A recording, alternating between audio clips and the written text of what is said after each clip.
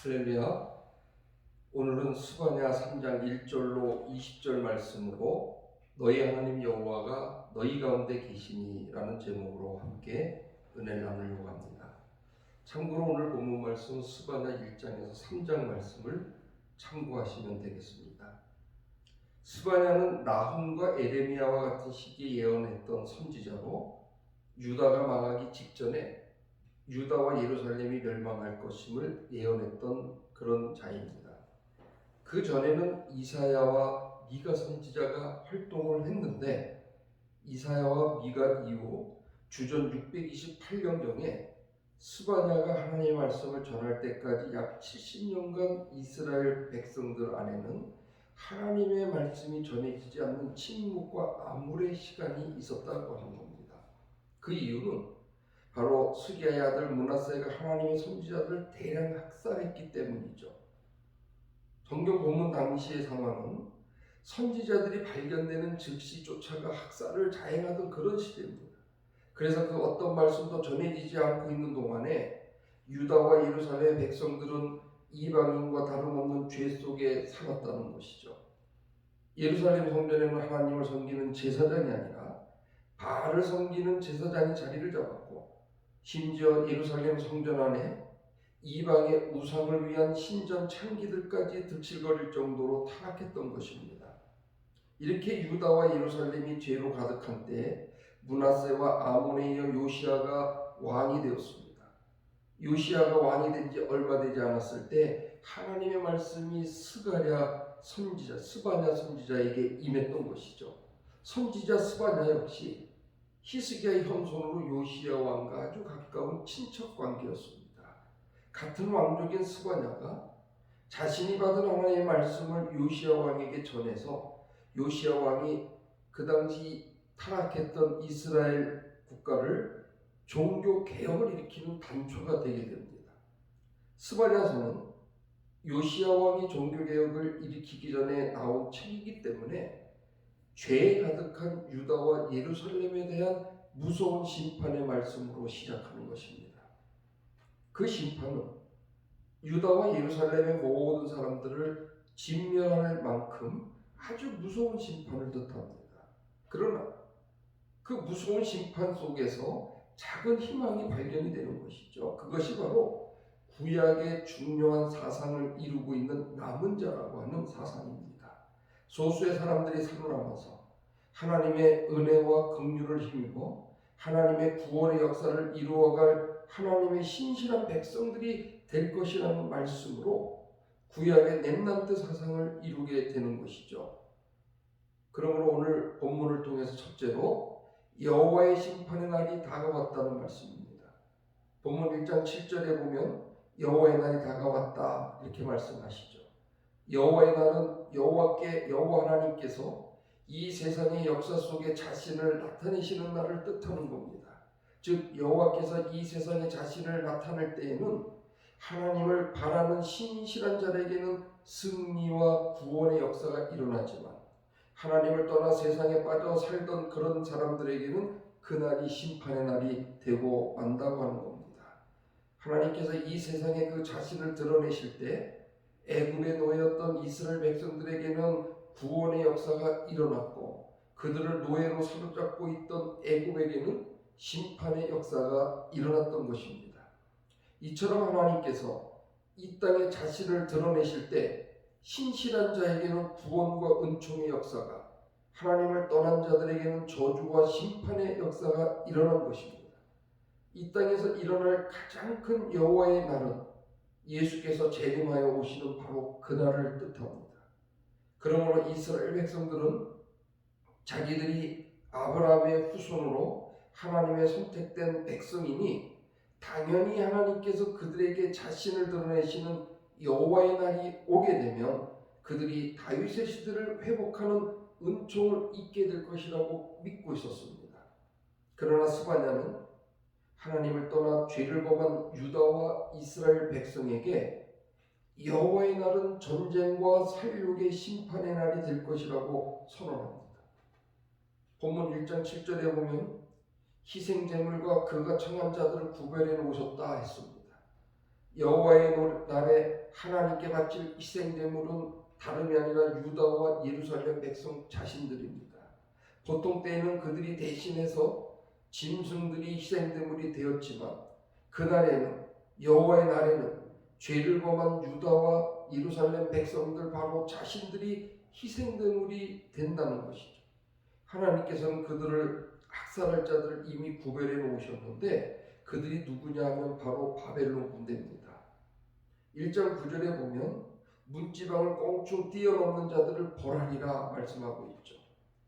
그 당시 문화를 보면 이방인들에게 문지방을 밟지 않고 꽁충꽁충 뛰어넘는 그런 관습이 이방인들의 문화였습니다.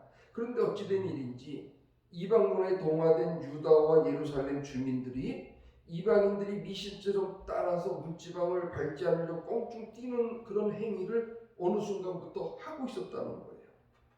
우리나라에서도 이런저런 일을 하면 복을 받지 못한다는 그런 미신적인 말을 마치 하나님의 계명처럼 두려워하며 지키는 일부 크리스찬들을 보게 됩니다. 이런 자들 역시 그날에 하나님의 진노와 심판을 받게 될 것이라는 말씀이에요.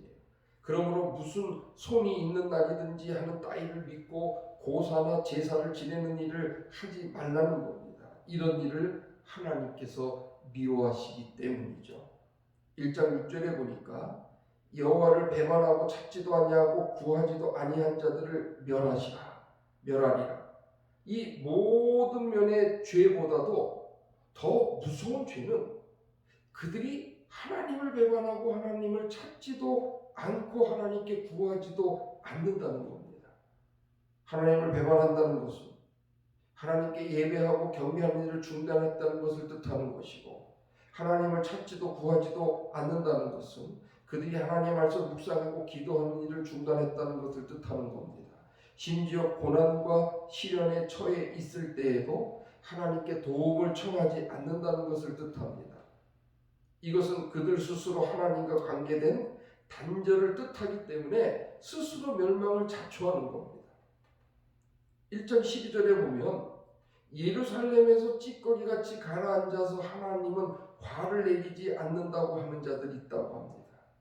찌꺼기같이 가라앉지 않는다는 것은 포도주총에 가라앉지 않은 찌꺼기처럼 아예 술 속에 빠져 사는 것을 말하는 거예요. 이렇게 매일 술만 퍼마시면서 하나님께서는 복도 주시지 아니한다, 하나님은 화도 내시지 아니한다, 이렇게 말하는 자들입니다. 열심히 하나님을 잘 섬겨봐야 헛일이고, 죄를 지어도 하나님께서는 그 죄에 대한 심판도 내릴 줄 모르신다, 하나님은 힘도 능력도 없다고 말하는 것입니다. 이렇게 하나님을 무시하면서 마음 놓고 죄를 범죄하는 자들에게 하나님께서 무서운 진노를 내리시겠다고 말씀하시는 것이죠. 두 번째로 예루살렘 지도자들의 죄를 보라는 겁니다. 3장 3절에 보면 방백들은 부르짖는 사자라고 이야기합니다. 여기에 방백은 예루살렘의 고위 관료들을 뜻합니다.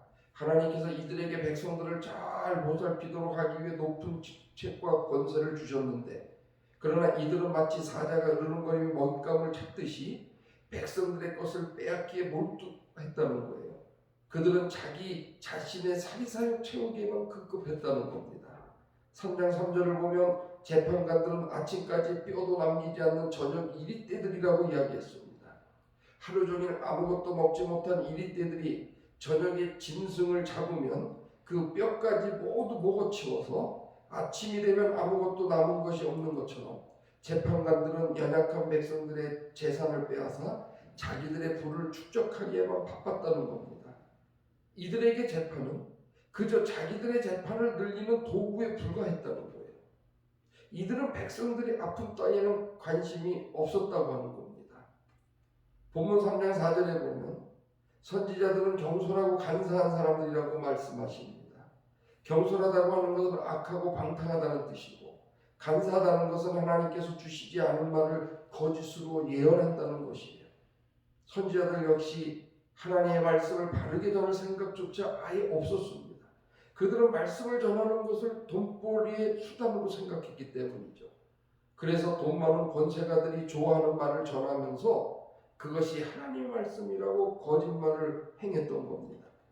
3장 4절에 보면 제사장들은 성소를 더럽히고 율법을 어겼다고 합니다. 이 모든 자들이 죄를 범하였더라도 예배가 온전했더라면 그 예배를 통해서 그들이 영이 회복될 기회를 가질 수 있었을 것입니다. 그러나 예배를 집례하는 제사장들조차도 우상 숭배에 빠져 예루살렘 성전을 더럽히고 율법을 어겼습니다. 하나님의 도움을 받을 수 있는 마지막 마지노선까지 무너져 버린 것이죠. 아침마다 해가 떠올라서 온 땅에 햇빛을 비추는 것처럼 하나님께서 아침마다 이 세상에 공의를 비치심으로 누가 죄를 범한 자인지 누가 복 있는 자인지를 살피신다는 거예요. 이럼에도 이 사람들은 자기들이 죄를 범하는 것을 두려워하지 않았다는 겁니다. 더러운 죄를 아침부터 밤까지 범하고 있으면서도 부끄러운 줄을 몰랐다는 거예요. 본문 3장 7절로 8절에 보니까 회개의 기회를 날려버린 유다 백성들을 책망합니다. 그러나 하나님께서 이들을 곧바로 벌하지 않으시고 그들에게 선지자들을 보내서 하나님을 섬기는 믿음의 자리로 돌아오라고 말씀하시고 권면합니다. 그리고 그들이 돌아오기를 또 기다리셨습니다. 그러나 그들은 끝내 돌아오지 않았다는 겁니다. 도리어 말씀을 전하는 선지자들을 핍박하거나 죽이고 새벽부터 일어나서 부지런히 못된 짓을 하며 그들의 몸을 더럽혔습니다. 그러므로 하나님께서 모든 진노를 그들 위에 쏟아붓겠다고 말씀하시는 거예요. 세 번째는 그날이 오기 전에 모여서 성회를 열라고 말씀하십니다. 오늘 본문 2장 1절로 2절에 보면 수치를 모르는 백성아 모여서 함께 성회를 열라고 말씀합니다. 그러므로 하나님께서 수치를 모르는 예루살렘과 유다 백성들에게 명령합니다. 그날이 오기 전에 그 두려운 명령이 시행되기 전에 하나님의 진노가 그들에게 내리기 전에 함께 모여서 성회를 열라고 명령하는 겁니다. 죄를 짓고도 수치를 모르는 자들, 하나님을 섬기지 않고도 두려울 줄 모르는 자들에게 지금이라도 와서 하나님 앞에 부르짖으라고 명령하는 겁니다. 본문 2장 3절에 보면 겸손한 자들아 너희는 겸손을 구하라고 말씀합니다. 이 두 단어가 다 겸손을 뜻하지만 앞의 겸손은 하나님의 신앙을 잃지 않고 세상악을 슬퍼하는 자들을 가리키는 겸손입니다. 이들 역시 2장 1절에서 말한 바와 같이 죄를 짓고도 수치를 모르고 사는 자들을 뜻합니다. 이들 역시 그 시대의 사람들이기 때문에 그 시대의 허물과 죄에서 자유로울 수는 없는 그런 자들입니다. 그러나 이들은 최소한의 신앙을 잃지 않으려고 애쓰는 마음은 있었기 때문에 세상악을 슬퍼하는 마음이 비록 조금이지만 그들에게 있었다는 겁니다. 그러나 그저 마음속으로만 조금 슬퍼하는 마음이 있을 뿐 이들 역시 다른 사람들처럼 죄 속에서 살아가던 그런 사람들이에요. 하지만 하나님께서 이들의 그 작은 신앙의 씨앗을 주목하셨다는 겁니다.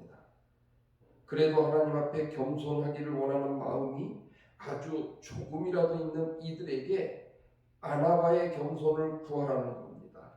아나바라고 하는 것은 단순히 남을 존중하고 남을 낮추는 태도를 뜻하는 단어가 아니라 하나님과의 관계에서 겸손을 뜻하는 거예요.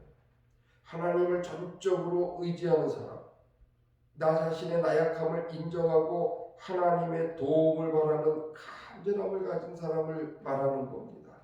이렇게 내가 죄와 허물이 많은 연약한 자이니 나를 도와달라고 구하는 것, 바로 여기에서부터 구원은 시작된다고 하는 겁니다. 2장 3절에 보니까 공의를 행하는 자들아 너희는 의를 구하라고 말씀합니다. 바로 앞에 공의는 피시파트라는 뜻을 갖고 있습니다. 뒤에 의는 채테크를 뜻합니다. 이 피시파트와 채테크는 비슷한 말로 모두 성경에서는 의나 공의로 번역되고 있어요. 그러나 본문에서는 조금 그 뜻이 구분되어서 사용됩니다. 공의, 피시파트는 하나님의 말씀을 두려워하는 자로 재판에서의 공정한 판결과 정직한 상거래를 행하는 것을 뜻하는 것이고, 채테크인 의는 매일매일 하나님과 교제하면서 하나님께 대한 신뢰와 복종으로 살아가겠다는 것을 고백하는 그 의를 뜻하는 겁니다. 똑같이 죄를 짓고 살지만 그래도 하나님을 두려워하는 마음이 조금은 있어서 이 세상을 살아갈 때 남에게 해를 끼치지는 않겠다는 마음을 가지고 살아가는 자, 남들과 상거래를 할 때 부정한 방법을 사정하지 않고 가난한 자들에게 구제할 줄 아는 정도의 마음을 가진 자들에게 하나님께 주시는 거룩한 의를 구하라는 겁니다. 이것이 바로 현대를 살아가는 대부분의 크리스찬들을 향한 모습이라고 봅니다. 그들이 가진 정도의 의를 가지고는 구원받을 수 없기 때문이죠. 그러므로 하나님께 주시는 하늘의 신령한 의를 갖는 자가 되라는 겁니다. 이를 위하여 날마다 하나님과 동행하는 삶을 살라는 것이 바로 본문이 주는 진리의 말씀입니다. 그러므로 단순히 선하고 착한 사람으로서는 안 된다는 거예요. 거기에 플러스로 하나님의 의를 가진 자가 되시기를 주님의 이름으로 축복합니다. 2장 3절에는 여호와의 규례를 지키는 자들아 여호와를 찾으라고 말씀하십니다. 이렇게 죄가 만연한 시대에 여호와의 규례를 지키는 그 자체만으로도 결코 쉽지 않은 일일 것입니다. 모두들 교회를 떠나는 때에 주일 예배는 물론 수요일과 금요일의 집회, 새벽 집회까지 열심히 참여하는 것은 결코 쉬운 일이 아닐 거예요. 그러나 그렇게 규례를 지키는 것만으로는 안 된다는 겁니다. 우리의 주님이신 여호와 바로 그분을 찾아야 된다는 거예요. 하나님의 이름을 부르며 그의 거룩하신 성령이 내 안에 임하여 오시기를 구하고 또 구해야 한다는 겁니다. 이것은 결국 예수께서 말씀하신 마태복음 5장 3절에 애통하는 자는 복이 있나니의 말씀과 맥락을 같이 하는 그런 말씀이에요. 하나님 앞에 합당하지 않게 살고 있는 자신의 허물과 죄에 대하여 애통하고 자기에게 하나님의 거룩한 의를 채워주시기를 간절히 구하는 자들, 이들이 바로 하나님의 위로를 받아 구원받는 하나님의 백성이 된다는 겁니다. 그러므로 자기의 죄에 대하여는 애통할 줄 아는 자, 하나님께 대하여는 하나님 바로 그분을 찾고 구하는 자가 되시기를 주님의 이름으로 축복합니다. 네 번째로 하나님의 구원의 약속입니다. 오늘 본문 18절에 보면 내가 절기로 말미암아 근심하는 자들을 모으리니 그들이 내게 속한 자라. 자, 절기로 말미암아 근심하는 자들 누굴 뜻합니까? 바벨론에 포로된 자들이 예루살렘 성전에 갈 수 없기 때문에 하나님의 절기를 지킬 수 없게 된 것에 대한 근심을 말하는 겁니다. 이것을 좀 더 우리 삶에 적용해 본다면 하나님의 말씀대로 바르게 살지 못하는 것에 대한 근심이라고 생각해 볼 수 있는 거예요. 바로 이런 고민이 현대를 살아가는 우리 크리스찬들의 고민일 것입니다. 하나님께서 원하시는 삶이 무엇인지 내가 알기는 하지만 말씀대로 살지 못하고 도리어 하나님께서 싫어하시는 것을 좋아하는 나의 연약함을 근심하는 것입니다. 나는 단지 주님 뜻대로 살지 못하는 것에 대하여 근심했을 뿐인데, 그리고 주님 앞에 나와서 자기의 연약함을 도와달라고 간구했을 뿐인데, 그런데 하나님께서 이러한 자들을 가리켜서 그들이 내게 속한 자라고 말씀하십니다. 자기의 연약함을 도와달라고 간구하는 이들이 바로 하나님의 백성이라고 선포하시는 거예요. 이 말씀을 스바냐 2장 3절의 말씀과 연결지어서 살펴본다면 하나님께서 원하시는 것이 그렇게 무섭고 어려운 것이 아니라는 거예요. 겸손을 구하고 하나님의 의를 구하고 여호와 하나님을 구하는 것, 그리고 자기의 연약함을 도와달라고 간구하는 것, 바로 이 아주 기본적인 것을 하나님이 원하신다는 겁니다. 이 은혜를 주시기 위해 예수 그리스도께서 우리에게 오신 것입니다. 18절에 보면 내가 너희에게서 두려움과 슬픔을 없애고 짐과 치욕을 없앨 것이다, 이렇게 선포하십니다. 이렇게 주님께서 하늘의 거룩한 곳을 구하고 찾는 자에게 하나님께서 하나님의 거룩한 성령을 부어주신다는 거예요. 우리 안에 들어오신 성령께서 우리 마음속에 있는 모든 슬픔과 두려움을 없애주신다는 겁니다. 그동안 내가 죄를 범한 것으로 인하여 내 안에 들어온 모든 죄의 짐과 수치를 다 없애주신다는 거예요. 19절에 보니까 너를 괴롭게 하는 자를 다 벌한다고 말씀하고 계십니다. 그리고 나를 괴롭게 하는 모든 자를 다 멸하시리라. 나를 괴롭게 하는 자는 악한 영인 사탄을 뜻합니다. 그들이 나의 죄의 본능을 자극해서 자꾸만 하나님께서 진노하실 만한 일을 하게끔 만듭니다.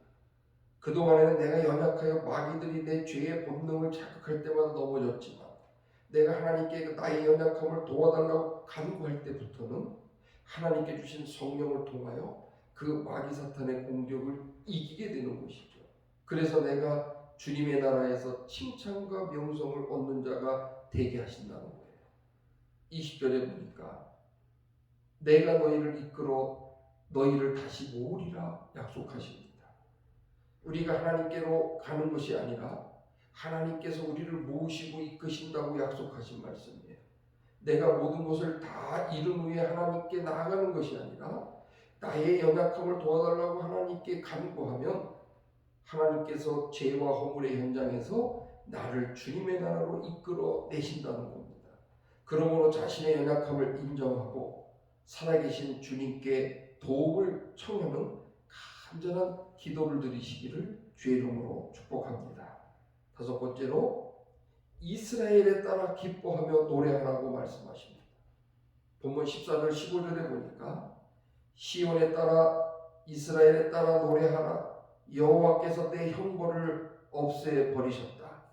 자, 이렇게 자신의 연약함을 인정하고 주님께 도움을 청하는 자들, 주님의 겸손과 주님의 의와 여호와 하나님 바로 그분을 구하는 모든 자들을 하나님께서 친히 자신의 백성, 자신의 자녀로 삼으신다는 겁니다. 그러므로 주님을 기뻐하며 노래하라고 말씀하시는 거예요. 우리의 모든 형벌을 없애버리셨다는 겁니다. 이제 내가 범한 죄를 두려워하지 않아도 됩니다.